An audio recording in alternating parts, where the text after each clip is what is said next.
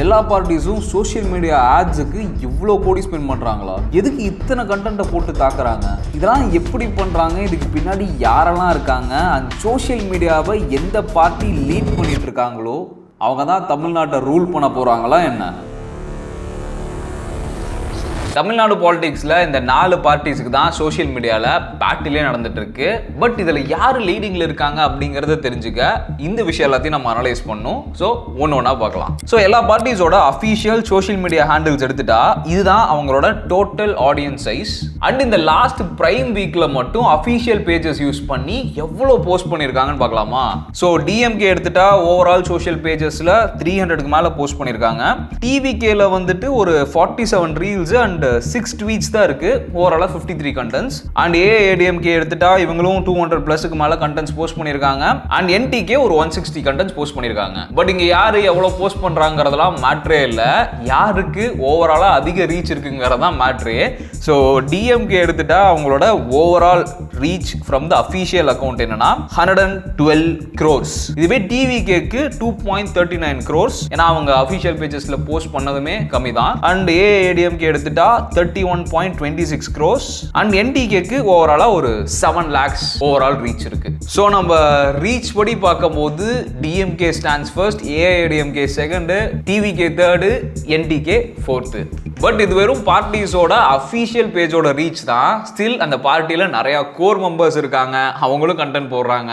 Unofficial pages நிறைய இருக்கு, அதுல பார்ட்டிஸோட ஃபாலோவர்ஸ் எக்கச்சக்கமான கண்டென்ட்ஸ் போடுறாங்க இல்லையா? நான் உங்களுக்கு ஒரு லைவ் எக்ஸாம்பிளே காமிக்கிறேன். ஸோ அப்போ நான் இன்ஸ்டாகிராமில் போயிட்டு எல்லா பார்ட்டிஸோட டாப் 5 ஹேஷ்டாக்ஸை மட்டும் எடுக்கிறேன். அண்ட் இது எல்லாத்தையும் ஓவராலாக கால்குலேட் பண்ணி எவ்வளோ ஓவரால் போஸ்ட் பண்ணியிருக்காங்க அப்படிங்கிறத பார்ப்போம். சம பெரிய ட்விஸ்டா இருக்கா? இப்போ நான் காமிச்சது வெறும் இன்ஸ்டாகிராமோட ரீச். இதை தாண்டி யூடியூப் இருக்கு, ட்விட்டர் இருக்கு, த்ரெட்ஸ் இருக்கு. இது எல்லாத்தையும் நம்ம ஓவரால் கால்குலேட் பண்ணோம்னா இந்த டிஃபரன்ஸ் இன்னும் பெருசாயிட்டே போகும். ஸோ இப்போ உங்களுக்கு தெரிஞ்சிருக்கும் எந்த பார்ட்டி சோஷியல் மீடியாவை லீட் பண்ணிட்டு இருக்காங்கன்னு. ஆனா இது மட்டும் எலெக்ஷனோட வின்னிங் ரிசல்ட்டை மாத்திருமா? இதுக்கான ஆன்சரை, இதுக்கு பின்னாடி யார் இருக்காங்க, சோஷியல் மீடியாவை எல்லா பார்ட்டிஸும் மெயினா ஃபோக்கஸ் பண்றதுக்கான ரீசன் என்னன்னு உங்களுக்கு புரிஞ்சுட்டாலே உங்களுக்கே தெரிஞ்சிடும். ஒரு கண்டென்ட் நம்மளை சேர்றதுக்கு முன்னாடி இந்த 3 லேயர்ஸ் இருக்கு. ஸோ ரியல் டைம் டேட்டாஸ் எல்லாம் அனலைஸ் பண்ணி எந்த மாதிரி கண்டென்ட்ஸ்லாம் போடலாம், போடக்கூடாது, அண்ட் அப்போசிஷனுக்கு எப்படி கவுண்டர் அட்டாக் பண்ணும், அண்ட் லீடரோட இமேஜை எப்படி ப்ரொஜெக்ட் பண்ணுங்கிற எல்லா விஷயத்தையும் டிசைட் பண்ணக்கூடிய இவங்க தான் strategic consultants and consultant agencies. And இதில் டாப் ஸ்ட்ராட்டஜிக் கன்சல்டன்ட் ஏஜென்சிஸ் யாருன்னு பார்த்தா ஹைபேக் இருக்காங்க. சும்மா கெஸ் பண்ணுங்க யார் இவங்களை ஹையர் பண்ணியிருந்திருப்பாங்கன்னு. எஸ், டிஎம்கே தான். ஏன்னா 2021 எலெக்ஷன்லையுமே டிஎம்கேக்கு இவங்க தான் ஸ்ட்ராட்டஜிக் கன்சல்டன்ட் ஏஜென்சியாக இருந்தாங்க. அண்ட் இப்போ கரண்ட் டிஎம்கேயோட கேம்பெயினுக்கு நியர்லி 30 பீப்புள் கொண்ட டீம் ஒர்க் பண்ணிட்டு இருக்காங்க. அண்ட் டிவிக்கு எடுத்துட்டா இந்த மாதிரி எந்த ஏஜென்சிஸும் இல்லை. அவங்க டீம்லேயே ஜான் ஆரோக்கியசாமி அவர் தான் பொலிட்டிக்கல் ஸ்ட்ராட்டஜிக் இன்ஸ்ட்ரக்டராக ஒர்க் பண்ணிட்டு இருக்காரு. அண்ட் இன்னொரு இன்ட்ரெஸ்டிங்கான டாக் என்னன்னா, பிரசாந்த் கிஷோர் ஸ்ட்ராட்டஜிஸ்லாம் டிவிக்கு ஹெல்ப் பண்றாருன்னு. இவர் தான் டிஎம்கேவோட எக்ஸ் ஸ்ட்ராட்டஜிஸ்ட். இன்னும் சொல்ல போனா 2021 எலெக்ஷன் டிஎம்கே வின் ஆனதுக்கு இவரும் ஒரு முக்கியமான ரீசன். இப்போ ஏஐடிஎம்கே எடுத்துட்டா அவங்களுக்கு ஸ்ட்ராங்கான ஸ்ட்ராட்டஜிஸ்ட் இருக்க மாதிரி தெரியல. என்ன ஃபன்னா, இங்க டிஎம்கே ஊர்ல இருக்க எல்லா கன்சல்டன்ட் அண்ட் ஏஜென்சிஸ் எல்லாத்தையும் யூஸ் பண்றாங்களோ இல்லையோ ஹையர் பண்ணிடுறாங்க. வித் ஒரே ஸ்ட்ராட்டஜி அப்போசிஷன் பார்ட்டிஸ்க்கு ஸ்ட்ராங்கான கன்சல்டன்ட்லாம் கிடைச்சிடவே கூடாதுன்னு. அப்போ யோசிச்சுக்குங்க எலெக்ஷன் கேம்பெயின்ஸ்ல ஸ்ட்ராட்டஜிக் கன்சல்டன்ட்ஸோட ரோல் எவ்வளோ இம்பார்ட்டண்டா இருக்குன்னு. அண்ட் என்டிகேக்குமே அஃபீஷியலா எந்த ஸ்ட்ராட்டஜிஸ்டும் இருக்க மாதிரி தெரியல. ஐ திங்க் அந்த ஸ்ட்ராட்டஜிலாம் பண்றது சீமானா நான் தான் நினைக்கிறேன். இப்போ ஒரு பிளான் மட்டும் கையில் இருந்தா நமக்கு ரிசல்ட் வந்துருமா? கண்டிப்பா வராது இல்லையா? அது வரணும்னா அதை எக்ஸிக்யூட் பண்ணும். அண்ட் இன்ட்ரெஸ்டிங்கான விஷயமே, ஒவ்வொரு பார்ட்டிஸ் இதை ஒவ்வொரு விதமா எக்ஸிக்யூட் பண்றாங்க. இப்போ டிஎம்கே எடுத்துட்டா அந்த எக்ஸிக்யூஷன் கம்ப்ளீட்டாவே பாப்புலர்ஸ் எம்பவர்மெண்ட் நெட்வொர்க் பென் அப்படிங்கிற ஒரு கம்பெனி ஹையர் பண்ணியிருக்காங்க. இது வேற யாரும் இல்லை, நம்ம ஸ்டாலின் சாரோட சன்னின்லா சபரீஷன் தான் இதை கம்ப்ளீட்டாகவே ஹெட் பண்ணுறாரு. இவங்க அந்த சர்வே ரிசர்ச்சில் ஆரம்பிச்சு இந்த அஃபீஷியல் அக்கௌண்ட்ஸ்லாம் நம்ம பார்க்கக்கூடிய வீடியோஸ், ஆட்ஸ் எல்லாத்தையும் ப்ரொடியூஸ் பண்ணி அதை சோஷியல் மீடியாவில் எக்ஸிக்யூட் பண்ணுற எல்லாத்தையுமே இவங்க தான் பண்ணுறாங்க. அண்ட் இப்போ கரண்ட்டாக இதில் 400 பீப்புள்ஸுக்கு மேலே ஒர்க் பண்ணிட்டு இருக்காங்க. இந்த எலெக்ஷன் கேம்பெயின்ஸுக்கு மட்டும் இல்லை, ஃபுல் டைமாகவே ஒர்க் பண்ணுறாங்க. அதையும் தாண்டி நிறைய சின்ன சின்ன ஏஜென்சிஸ் கூடயும் கொலாபரேட் பண்ணுறாங்க. அண்ட் டிஎம்கேவோட ஆட்ஸ் எல்லாம் பார்த்துட்டு தான் இருப்பீங்க இல்லையா? அதுக்கு ஆட்ஸ்க்கு மட்டும் டெய்லி எவ்வளோ ஸ்பெண்ட் பண்ணுறாங்க தெரியுமா? அதை பற்றி நான் லேயர் 3ல சொல்கிறேன். உண்மையாலுமே ஷாக்கிங்காக இருக்கும். டிவிகேக்கு இந்த மாதிரி ஏஜென்சிஸ் ஆர் கம்பெனிஸோட பேக்கிங்லாம் எதுவும் இல்லை. அவங்களோட மெயின் ஸ்ட்ரென்த்தே 2009ல் ஸ்டார்ட் பண்ண ஃபேன் கிளப்ஸ் இப்போ விஜய் மக்கள் இயக்கமாக இருக்குது. இதில் 85,000 ஃபேன் கிளப்ஸ் இருக்குது. அந்த ஒவ்வொரு கிளப்லேயுமே அப்ராக்ஸ் 25 மெம்பர்ஸ் இருக்காங்க. அது எல்லாத்தையும் நம்ம கால்குலேட் பண்ணி பார்த்தோம்னா நியர்லி 20 lakh பீப்புள்ஸ் இந்த நெட்வொர்க்கில் இருக்காங்க. இவங்கள தான் டிஜிட்டல் வாரியர்ஸ்னு சொல்கிறாங்க. நெக்ஸ்ட் ஏஐஏடிஎம்கேக்கு வந்துட்டு spangle PR and media private limited, இவங்க தான் ஓவரால் எக்ஸிக்யூஷன் எல்லாத்தையுமே பார்த்துக்கிறாங்க. என்டிகேக்கும் எந்த கம்பெனிஸோட பேக்கிங்கும் இல்லை. அஃபீஷியல் டேட்டா படி பார்க்கும்போது குழந்தை ராஜா அப்படிங்கிற ஒரு பர்சன் தான் இதை கம்ப்ளீட்டாகவே மேனேஜ் பண்ணுறாரு. ஒரு ஸ்ட்ராட்டஜி முடிச்சுட்டு அதை ஒரு கண்டென்ட்டாக ரெடி பண்ணி அது எல்லாத்தையும் நம்ம கிட்ட கொண்டு வந்து சேர்க்கறது தான் ஐடி விங்கோட மெயின் வேலையே. அண்ட் இதை 3 விதமாக பண்ணுறாங்க. மெயினாக தேர்டு ஒன்னை பார்க்கும்போது உங்களுக்கே தெரிஞ்சிடும் சோஷியல் மீடியா ஆட்ஸுக்காக பார்ட்டிஸ் எவ்வளோ ஸ்பெண்ட் பண்ணிட்டு இருக்காங்கன்னு. First organic distribution channel. இப்போ டிஎம்கேயோட ஐடி விங் எடுத்துட்டீங்கன்னா அவங்க மெயினாகவே பார்ட்டி அண்ட் கோட் மெம்பர்ஸோட official social media handles and distribution channels எல்லாத்தையுமே டேரெக்டாக ஹேண்டில் பண்ணுவாங்க.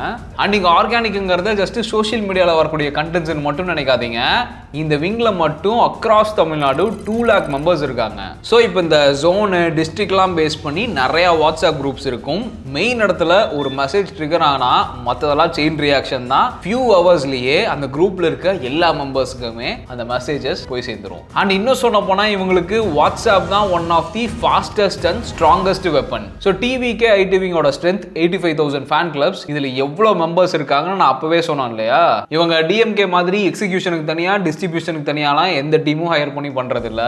கண்டென்ட்ஸ் கிரியேட் பண்ணுறதும் ஃபேன்ஸ் தான். அண்ட் அதை லேக்ஸ் ஆஃப் பீப்புள்ஸ் கிட்ட சோஷியல் மீடியா அண்ட் வாட்ஸ்அப் மூலியமா கொண்டு போய் சேர்க்கறதும் விஜய் அண்ணாவோட ஃபேன்ஸ் தான். ப்ரோ அப்புறம் இந்த ஐடி விங்க்கு என்ன தான் வேலை?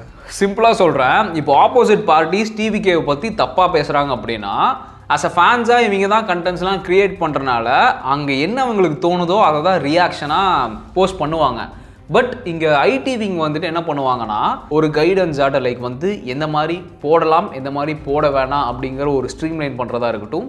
அண்ட் அவங்க போடக்கூடிய கண்டென்ட்ஸில் யூஸ் பண்ணக்கூடிய ஃபூட்டேஜஸ், அதுக்கான சோர்ஸு, ஃபைல்ஸு, இந்த சப்போர்ட்லாம் இருக்கட்டும், இதெல்லாம் தான் வந்துட்டு ஐடி விங் மெயினாகவே பண்ணுறாங்க. பட் ஸ்டில் இதெல்லாம் பண்ணியும் எந்த மாதிரி கண்டென்ட்ஸ்லாம் வந்துட்டு இருக்குன்னு நம்ம பார்த்துட்டு தானே இருக்கோம். மீம் மார்க்கெட்டிங் வந்து பொலிட்டிக்கல் கேம்பெயின்ஸோட ஃபாஸ்டஸ்ட் வெப்பன். நான் ஒரு லைவ் சினாரியோவே சொல்கிறேன்.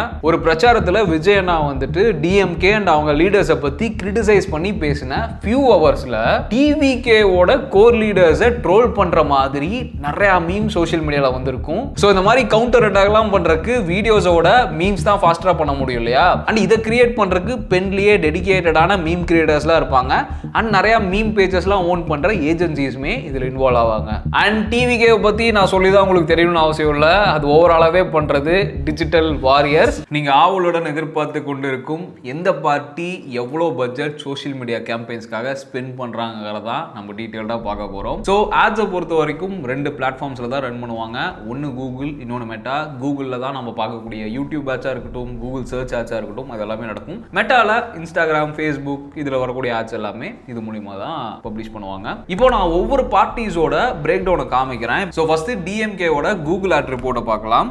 இதை நான் லாஸ்ட் 90 டேஸோட டேட்டா மட்டும் எடுத்திருக்கேன். இதை நம்ம வந்து ஓவராலாக மந்த்லி பிரேக் டவுன் பண்ணி பார்த்தா நியர்லி 34.7 crores கூகுளில் மட்டும் ஸ்பெண்ட் பண்ணியிருக்காங்க. இதுவே நம்ம இப்போ மெட்டாவில் போய் பார்க்கலாம். ஸோ மெட்டாவில் பார்த்தீங்கன்னா கூகுளில் இருக்க மாதிரி ஒரே ஒரு நேமில் ரன் ஆகாது, மல்டிபிள் பேஜஸில் ரன் ஆகும். ஸோ அது எல்லாத்தையுமே நம்ம ஓவராலாக இப்போ கால்குலேட் பண்ணோம்னா மெட்டாவில் மட்டும் 2.5 crores ஸ்பெண்ட் பண்ணியிருக்காங்க. அப்போ ஓவராலாக பார்த்தோன்னா லாஸ்ட் 90 டேஸில் மட்டும் 36 கோடிக்கு மேலே ஸ்பெண்ட் பண்ணியிருக்காங்க. சரி, இப்போ டிவிகேவோட என்டையர் ஆட் ஸ்பெண்டிங்கை பார்ப்போம். பட் இதுக்கு முன்னாடி சும்மா கெஸ் பண்ணுங்க, எவ்வளோ ஸ்பெண்ட் பண்ணியிருப்பாங்க? ஒரு 15 கோடி ஆர் ஒரு 5 கோடி ஆர் அட்லீஸ்ட் ஒரு 50 லட்சம். நாங்கள் அஃபீஷியல் டேட்டாவை கம்ப்ளீட்டாக அலாசி ஆராய்ஞ்சிட்டோம். டிவிகே எந்த ஒரு ஆட் ஸ்பெண்டுமே பண்ணல.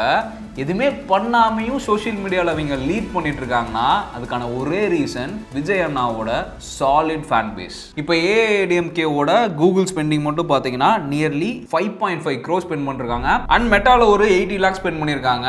பட் இவங்களோட என்டையர் ஸ்பெண்டிங் டிஎம்கேவோட கம்பேர் பண்ணா 82% கம்மியாக தான் இருக்கு. அண்ட் என்டிகேவோட டேட்டா எடுத்துட்டா இவங்க பெரிய பட்ஜெட்லாம் ஆட்ஸுக்கு ஸ்பெண்ட் பண்ணல. கூகுளில் ஒரு 41,000 ஸ்பெண்ட் பண்ணியிருக்காங்க. அண்ட் மெட்டாவில் ஒரு 59,000 ஸ்பெண்ட் பண்ணியிருக்காங்க. ஆனால் இவங்க மோஸ்ட்டாக ரன் பண்ணுறது எல்லாமே வந்துட்டு இமேஜ் ஆச்சு. மற்ற பார்ட்டிஸ் எல்லாமே 100% ஃபோக்கஸ் பண்ணுறது வீடியோ ஆச்சு மட்டும்தான். அண்ட் என்டிகேக்கு ஆர்கானிக் கண்டென்ட்ஸில் கொஞ்சம் ஸ்ட்ரென்த் இருக்கனால தான் அவங்க சோஷியல் மீடியாவில் 3rd பிளேஸில் இருக்காங்க. இப்போ ஓவரால் டேட்டாவை எடுத்து பார்த்தீங்கன்னா ஆட்ஸை ஸ்ட்ராட்டஜிக்கலாக பண்ணியிருக்கிறது டிஎம்கே தான். ஏன்னா எலெக்ஷன் மந்த்தில் மட்டும் எல்லா பட்ஜெட்டையும் ஸ்பெண்ட் பண்ணாமல் கிராஜுவலாக 3 மந்த்ஸில் அந்த மொமெண்டமை பில்ட் பண்ணியிருக்காங்க. பட் இந்த எல்லா பார்ட்டிஸுமே சோஷியல் மீடியாவை ஒரு விக்டரி வெப்பனாக யூஸ் பண்ணுறதுக்கு பின்னாடி நிறையா சைலண்ட் வாரியர்ஸ் ஒர்க் பண்றாங்க. இவங்களை பத்திலாம் பெருசா யாரும் பேச மாட்டாங்க. பட் நாம இப்ப பேசுவோம். சைலண்ட் வாரியர்ஸ் இது வேற யாரும் இல்ல, நம்ம கிரியேட்டிவ் அண்ட் டெக்னிக்கல் டீம்ஸ் தான். ஏன்னா எல்லா பார்ட்டிஸ்லயுமே இந்த கேம்பெயினுக்காக நிறைய photographers, videographers, video editors, graphic designers, motion designers, 3D ஆர்டிஸ்ட்னு நிறைய பேர் வேலை பண்ணிட்டு இருக்காங்க. அண்ட் இதுல மோஸ்ட் டிமாண்டடா எல்லா டைமும் இருக்கிறத விட இந்த டைம் இருந்தது யாருன்னா வீடியோ எடிட்டர்ஸ் தான். ஏன்னா லாஸ்ட் 1 மந்த்ல மட்டும் Indeed அண்ட் மல்டிபிள் ஹையரிங் பிளாட்ஃபார்ம்ஸ்ல thousands ஆஃப் ரெக்வயர்மெண்ட் போஸ்ட் பண்ணிருக்காங்க. அண்ட் அதை தாண்டி நம்ம south India's biggest editing community run பண்றதுனால சில இன்சைடர் இன்ஃபர்மேஷன்ஸ் இருக்கு. அதை நான் இப்போ உங்களுக்கு மட்டும் ஷேர் பண்றேன். ஸோ இந்த வீடியோ பண்ணுறதுக்கு முன்னாடி நம்ம கம்யூனிட்டியில் நான் ஒரு போஸ்ட் பண்ணேன், யாரெல்லாம் எலெக்ஷன் கேம்பெயின்ஸில் இப்போ கரண்ட்டாக ஒர்க் பண்ணிட்டு இருக்கீங்கன்னு. அண்ட் அதில் நம்ம ப்ரோஸ் நிறைய பேர் அந்த ஃபார்மை ஃபில் பண்ணி அவங்க எக்ஸ்பீரியன்ஸையுமே ஷேர் பண்ணியிருந்தாங்க. இதில் இன்ட்ரெஸ்டிங்கான விஷயம் என்னன்னா எடிட்டர்ஸ் இதில் டிஃப்ரெண்ட் டைப்பாக ஒர்க் பண்ணுறாங்க. சில பேர் டேரெக்டாக ஐடி விங்காக ஒர்க் பண்ணுறாங்க. அண்ட் சில பேர் எம்எல்ஏ கேண்டிடேட்ஸுக்கு கீழே அவங்க கண்டென்ட்ஸ்க்காக ஒர்க் பண்ணுறாங்க. இந்த ஏஜென்சிஸ் அண்ட் கான்ட்ராக்ட் பேசிஸில் ஒர்க் பண்ணுறாங்க. அண்ட் இன்னும் சில பேர் ஃப்ரீலான்சர்ஸாக காமனாக பண்ணிட்டு இருக்காங்க. பட் இவங்க எல்லாரும் காமனா சொன்ன ஒரு விஷயம் என்னன்னா யூசுவலா அவங்க ஏர்ன் பண்றதை விட இந்த எலெக்ஷன் கேம்பெயின்ஸ் மூலியமா 60% அதிகமா ஏர்ன் பண்ணிட்டு இருக்காங்க. அதனால தான் நான் இதை ரிப்பீட் பண்ணிட்டே இருக்கேன். வீடியோ எடிட்டிங்கை நீங்க ஒரு லாங் டேர்ம் கெரியரா எடுக்கணும்னு நினைச்சீங்கன்னா இதை விட ரைட் டைமே இல்லை. ஸோ அதை பத்தி நீங்க இன்னும் கொஞ்சம் டீட்டெயிலாக தெரிஞ்சுக்கணும்னு நினைச்சீங்கன்னா டிஸ்கிரிப்ஷன்ல ஒரு வீடியோ ஆட் பண்றேன், அதை செக் பண்ணுங்க. இந்த விஷயத்தை நான் கண்டிப்பாக அட்ரஸ் பண்ணியே ஆகணும். ஏன்னா எந்த அளவுக்கு எடிட்டர்ஸ்க்கு டிமாண்ட் ரொம்ப அதிகமாக இருக்குது, நல்லா ஏர்ன் பண்ணிட்டு இருக்காங்கன்னு நான் சொல்லணும். சில பேர் இந்த எலெக்ஷன் கேம்பெயின்ஸில் ரொம்ப ஓவர் டைம்லாம் ஒர்க் பண்ணி பர்ன் அவுட் ஆகிட்டு தான் இருக்காங்க.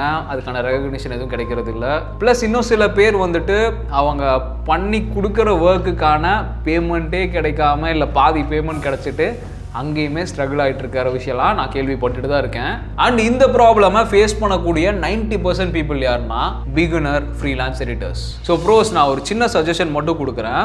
ஒர்க் கிடைக்குதுன்னு டெஸ்பரட்டாக எல்லாத்தையுமே எடுக்காதீங்க. அதை எடுக்கிறதுக்கு முன்னாடி சின்ன பேக்ரவுண்ட் செக் பண்ணுங்க. யார் அந்த ஒர்க் கொடுக்குறா, அவங்க எந்த மாதிரி ஒரு பர்சன் ஆர் கம்பெனின்னு. அண்ட் பேமெண்ட்டையுமே அப்ஃப்ரண்ட்டாக வாங்குங்க. ஒரு அட்லீஸ்ட் ஒரு பெர்சன்டேஜ் டேர்ம்ஸ் அண்ட் கண்டிஷனாச்சும் வாங்க. ஏன்னா இதெல்லாம் நீங்கள் பண்ணலன்னா உங்களை யூஸ் பண்ணி ஏமாற்றணும்னு நினைக்கிற பீப்புள் அதை பண்ணிட்டு தான் இருப்பாங்க. அண்ட் உங்கள் ஒர்க்கை வேல்யூ பண்ணுறதுக்கு இங்கே நிறைய பேர் இருக்காங்க. ஸோ தெளிவாக சூஸ் பண்ணி ஒர்க் பண்ணுங்க. இப்போ வரைக்கும் நம்ம நிறைய டேட்டாவை பார்த்துட்டோம். க்ரோஸ் ஆட்ஸில் ஸ்பெண்ட் பண்ணுறாங்க. அதை ஒர்க் பண்ணுறதுக்கு 1000+ டீம் மெம்பர்ஸ் இருக்காங்க. லேக்ஸ் ஆஃப் கண்டென்ட்ஸ் போஸ்ட் பண்ணிட்டு இருக்காங்க. வீடியோஸ், மீம்ஸ், இந்த மாதிரி எக்கச்சக்கமாக நடக்குது இல்லையா? பட் இது எல்லாமே எலெக்ஷனோட வின்னிங் ரிசல்ட்டை மாற்ற போகுதா என்ன? டு பி ஹானஸ்ட், என்னோட தாட் இதில் என்னன்னா social media is just amplifier.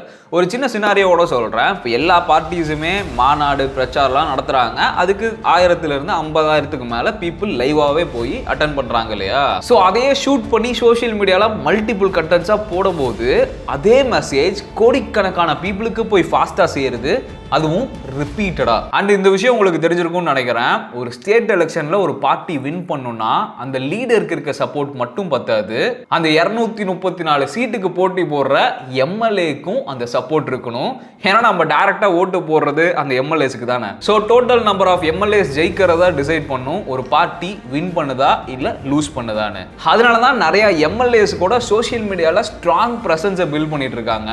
இன்னும் சொல்ல போனா அடுத்த எலெக்ஷன் அப்போலாம் எல்லா எம்எல்ஏஸ்கிட்டையும் ஒரு ஃபுல் டைம் கண்டென்ட் டீமே இருப்பாங்கன்னு நினைக்கிறேன். ஏன்னா எலெக்ஷன் டைம்ல மட்டும் வந்து கண்டென்ட் போட்டா அவ்வளோ பெரிய இம்பாக்ட்ல இருக்க போறது இல்லை.